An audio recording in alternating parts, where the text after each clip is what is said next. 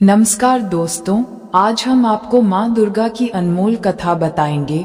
माँ दुर्गा का जन्म कैसे हुआ, हर एक बात आपको इस वीडियो में बताई जाएगी, तो वीडियो देखते रहिए। गया यह माँ दुर्गा और उनके भक्त के बीच प्रेम और विश्वास की एक सुंदर और प्रेरक कहानी है, जो दर्शाती है कि माँ अपने सच्चे भक्तों की रक्षा अवश्य करती हैं, चाहे परिस्थितियां कैसी भी हों।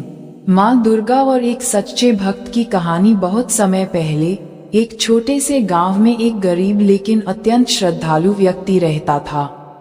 उसका नाम भोलू था।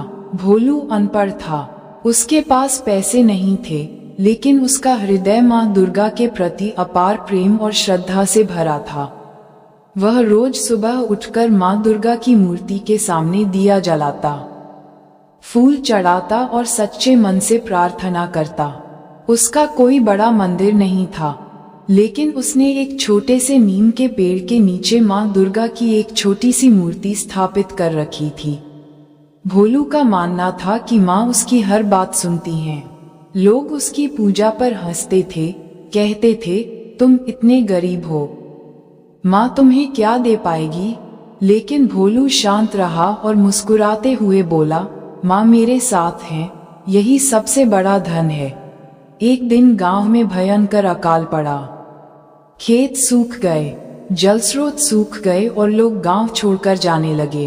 भोलू के पास कुछ भी नहीं बचा था, न अन्न न धन, लेकिन उसकी आस्था अब भी अटूट थी। हर दिन की तरह वह माँ के सामने बैठकर कहता, हे माँ, मुझे कुछ मत दो, बस अपने चरणों में बैठने दो। एक रात वह बहुत थका हुआ, भूखा और कमजोर था।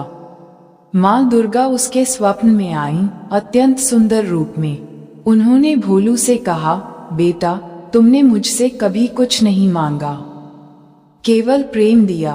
अब समय आ गया है कि मैं तुम्हें अपना वरदान दूं। कल सुबह जब तुम उठोगे तो तुम्हें नीम के पेड़ के नीचे एक घड़ा मिलेगा, उसमें जो है उसका उपयोग करो।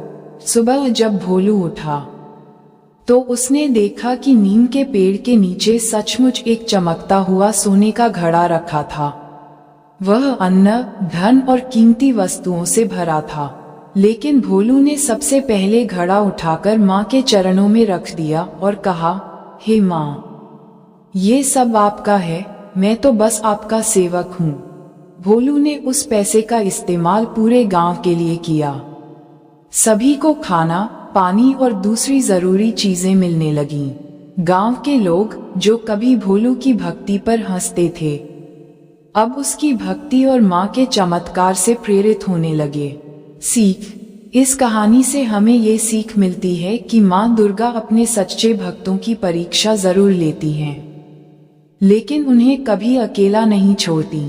जो भक्त बिना किसी स्वार्थ के प्रेम करता है, माँ स्वयं उसकी रक्षा करती हैं। प्रेम, भक्ति और विश्वास ही माँ के लिए सबसे बड़े उपहार हैं। अगर आपको वीडियो पसंद आया हो तो हमारे भक्ति चैनल को सब्सक्राइब करें। मिलते हैं अगले वीडियो में।